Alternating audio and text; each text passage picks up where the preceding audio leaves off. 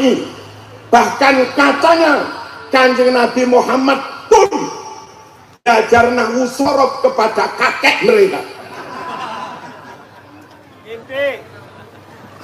Saya sebagai muslim, wallahi demi Allah nggak terima kalau sampai ada yang nganggap ada orang lain lebih pintar nahwu sorof daripada Rasulullah sallallahu alaihi wasallam.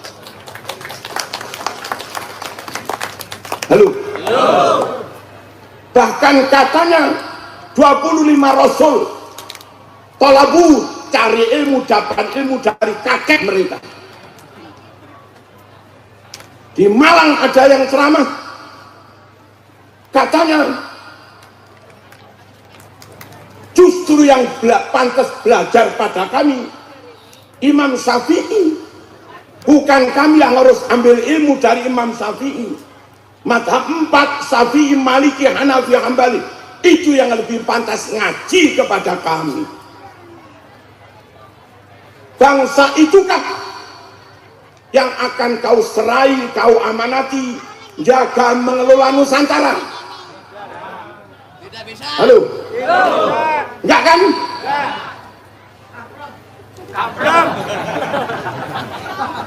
Mending wilayah ini kita jaga sendiri. Kalau kita yang jaga bersama masyayikh kita, jamin Islam ahlu sunnah wal jamaah. Kita, kakek nenek moyang kita, anak cucu kita, pokok negeri ini tetap kita sendiri yang menjaga bersama ulama yang sanad dan nasabnya berasal bersambung dari wali songo. Asal tetap kita yang jaga negeri ini. Siapapun yang mati di sini ditahlili, diziarahi, dihauli, ya bangga, diselamati. Sekali lagi, jangan serahkan wilayah ini Nusantara kepada bangsa lain yang kita nggak tahu agama mereka apa, yang kita nggak tahu karakter mereka apa. Dan andai mereka Muslim, kita nggak tahu secara pasti apa mereka madhab Syafi'i, kita nggak tahu. Apa mereka Asy'ariyah, Maturidiyah, kita juga nggak tahu. Halo? Apa mereka Qadiriyah, Naksabandiyah, Sadiliyah, kita nggak tahu. Apa mereka ngaji kitab Ihya, kita juga nggak tahu. Mending ikut kiai lebih jelas. Asli madhab Syafi'i, asli Asy'ariyah, Maturidiyah, asli Imam Junaid Al-Baghdadi, Syekh Abdul Qadir Al-Jilani, Abil Hasan As-Sadili, Syekh Bahauddin An-Naqsyabandi, Al-Imamil Ghazali. Nerek kiai sebangsa dengan kita, podo pesek yu, podo pesek mas, nggak apa-apa pesek, tapi agamanya jelas, akidahnya jelas, fikihnya jelas, komitmen kepada bangsanya juga jelas, nasionalismenya jelas. Halo? Kecintaannya pada Indonesia juga jelas. NKRI harga mati. Paham ya? Apa ini? Wilayah ini berdasar dalil wajib dijaga. Halo? Wilayah ini berdasar kesejarahan milik kita, warisan dari nenek moyang, wajib dijaga. Wilayah ini karena tempatnya ahlu sunnah, tempat kita ngaji, tempat kita ibadah, tempat kita dikebumikan, dan ahlu sunnah wal jamaah. Wilayah ini wajib dijaga, jangan sampai dikuasai bangsa lain. Tapi bangsa lain nunut boleh, bangsa lain berteduh boleh, bangsa lain bertamu boleh, bangsa lain nyuri kampleng. Paham ya? Paham ya? Jangan di framing ini membuat perpecahan, jangan di framing ini kasih.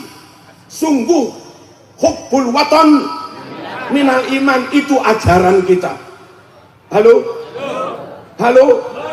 Waspada kepada siapapun yang mengancam NKRI, waspada kepada siapapun, bangsa apapun yang mengancam kedaulatan negara.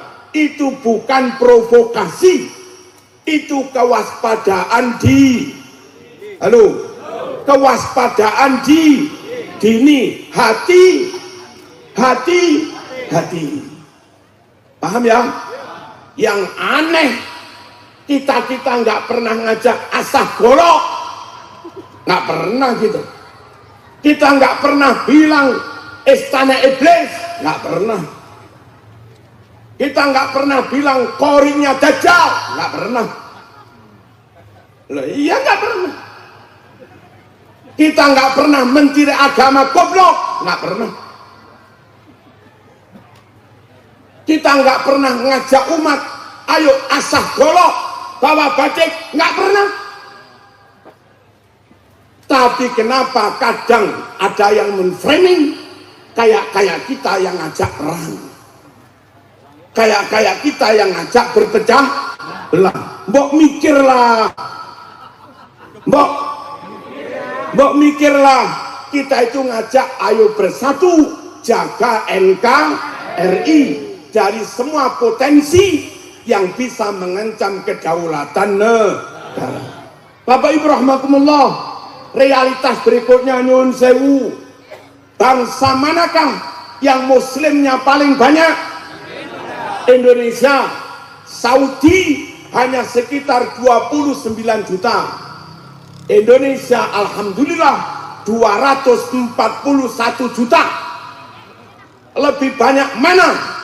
Indonesia 241 juta atau Saudi 90 juta? Lebih banyak Indonesia apa lebih sedikit Saudi? Jumlah muslimnya itu loh. Lebih banyak Indonesia apa Saudi lebih sedikit?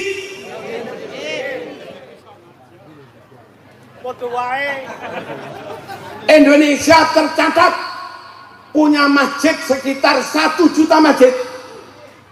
Saudi, saya melihat Wikipedia, Google, punya masjid 29.000. Lebih banyak mana? Indonesia lah. Indonesia punya hafid Quran 100.000 lebih dengan kualitas unggul. Saudi, Afghanistan, Yaman nggak pernah sekalipun menang MTQ internasional. Saya ngomong apa anaknya aja nesu.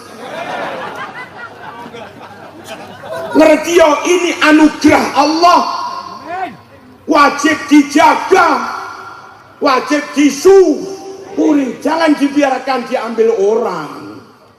Paham? Jamaah haji paling banyak mana? Indonesia 241.000, meskipun agak ruwet sedikit. Ya dikit lah, dikit. Nggih. Nanti kalau Kiai Sarif minimal sudah jadi wakil Rais Am, aman. Hadirin rahmatullah, nyun sewu, di mana ada bangsa punya santri yang apal alfiah puluhan ribu. Jawa Timur toh, pas saya masih menjadi ketua PW, kalau hari santri HSN kita kumpulin anak-anak yang apal alfiah, parade apalan alfiah di Jatim Expo, itu puluhan ribu apal alfiah semua. Belum maknon, belum cuman cari negara Mesir, nggak ketemu puluhan ribu apal alfiah. Yaman. Kalau apal ya khair ya.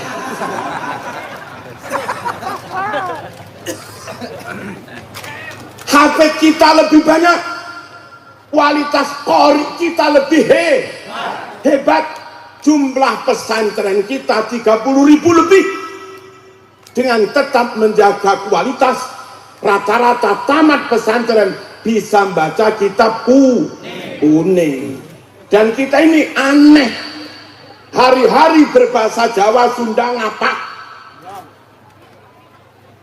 tapi yang dibaca kitab berbahasa Arab. Aneh, hari-hari ngomong Jawa, terangkan pakai Jawa, tapi ngarang kitabnya ngarang kitab Arab. Hebat loh. Belum ada ulama Arab ngarang kitab Sunda.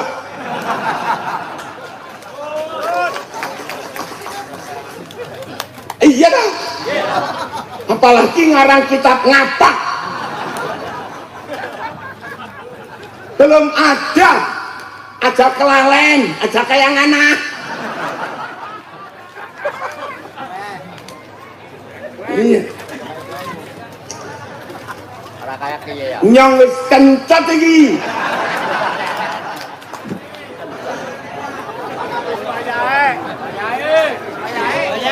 Ayo Mas Diang.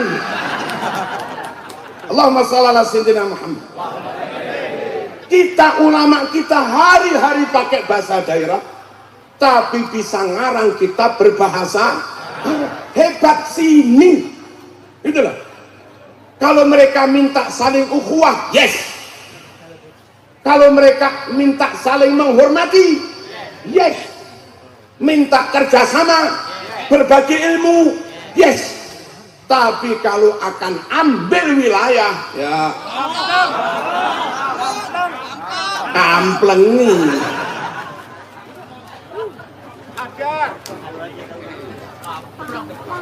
Paham ya? Allahumma shalli ala sayyidina Muhammad. Negeri ini wajib dijaga karena melindungi 240 juta muslim lebih.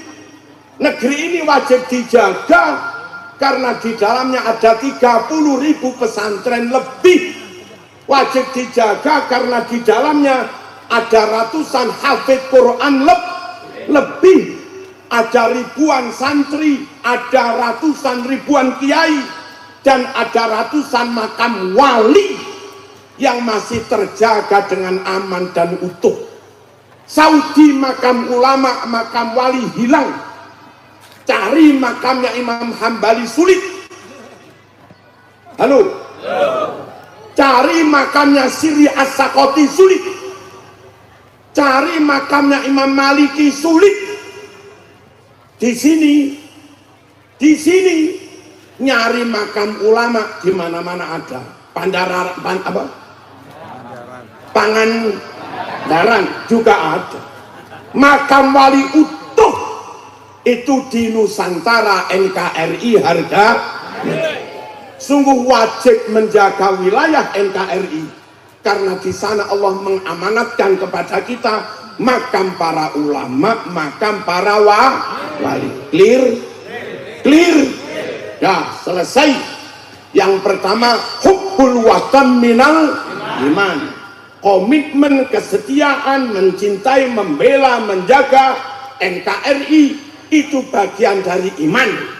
Kenapa bagian dari iman? Satu, karena memang sabda Rasulullah, mati jaga wilayah, matinya mati syahid. Amanat Rasul, ini tanah milik nenek moyangmu, sekarang diwariskan padamu, jaga jangan sampai diambil orang lain. Dan nyata ratusan ribu masjid ada di sini, ratusan ulama di sini, ribuan hafid di sini, ribuan jamaah haji dari sini. Halo? Jutaan muslim ada di sini. Menjaga Indonesia sejatinya menjaga aset Islam. Itulah makna hubbul waton minal iman. Setia, cinta, komitmen pada NKRI sejatinya bagian dari kecintaan kepada Islam. Paham? Paham sepenuhnya? Paham ya? Dah, kita lanjut. Hadirin hamakumullah. Yang kedua, nikmat diniyah. Negara jauh, jaraknya 8.000 kilo lebih ke Jeddah. Nggak percaya silahkan naik haji. Terus baca kilometer di pesawat itu. Jauh banget, 8.000 kilo dari Saudi. Tapi aneh luar biasa, wilayah sejauh ini dipilih Allah, muslimnya terbanyak. Israel dari Saudi paling terbang hanya sekitar 2 jam atau enggak ada 1 jam paling. Itu loh wilayah Israel mayoritas non muslim. Libanon nggak jauh dari Saudi, Kristennya separuh. Halo. Yaman nggak jauh dari Saudi, mayoritas partainya komunis. Loh, iya loh, tenang loh.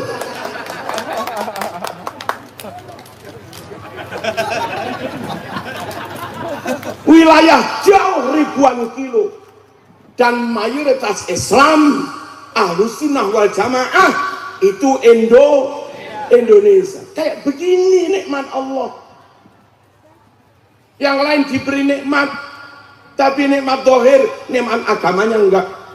Atau nikmat agama sama-sama Islam, tapi Islam Syiah Iran, Islam Wahabi Saudi, Islam Ikhwanul Mesir, halo, Islam radikal Al-Qaeda Afghanistan, Islam Syiah Zaidiyah dengan partai komunis Yaman. Indonesia jauh, Islamnya paling banyak dan hampir semua Asy'ariyah, Syafi'iyah, Maturidiyah. Harus dijaga bro. Paham apa enggak? Paham ya? Nggak main-main. Jadi kalau NU Hasyim Asy'ari hubbul watan minal, itu karena realitas seperti itu. Allahumma shalli ala sayyidina Muhammad. Dan nyuwun sewu melaksanakan ibadah paling mudah itu di Indonesia. Nggak percaya silahkan naik mobil lewat Indonesia, lewat Afghanistan, lewat Saudi. Kita berkendara di Saudi kadang setengah jam belum nemu masjid. Kita tadi jalan dari hotel ke sini hanya berapa kilo, bentar-bentar nemu masjid atau musala. Orang musafir paling aman, paling enak sholat sak wayah-wayah iso. Apa itu maknanya? Sholat sak nggen-nggen yo iso. Itu di Indo dan nggak hanya di Jawa, di Sunda, mau di Lampung bentar-bentar ya nemu masjid, ya bang enggak? Harus kita syukur. Di Malaysia mendirikan TPQ sulit, harus izin kerajaan. Sehingga sana punya anak, kepingin anaknya bisa Quran jauh, TPQ jarang-jarang. Di sini kadang 1 RW 2 TPQ bu. Ya bang enggak? Udah berislam paling jos itu di Indonesia. Di sini kiai menyediakan waktu, monggo mau ngaji rutinan, yes. Sorokan Quran, yes. Diladeni semua. Kalau zaman haji atau umroh, sama-sama umat ini awam, jamaah haji dari India, jamaah haji dari Pakistan, jamaah haji dari Bangladesh, jamaah haji dari Afrika, banyak yang nggak memenuhi syarat fikih. Nutup auratnya, telinga terbuka biar giwangnya ini kelihatan. Iya, perempuan ininya sampai segini tok sholat, ini kelihatan. Lengan ininya gini tok biar emasnya kelihatan. Mereka begitu. Bandingkan dengan jamaah haji Indonesia, seawam-awam jamaah haji tawafnya bener, itu loh jamaah Indonesia. Seawam-awam jamaah haji Indonesia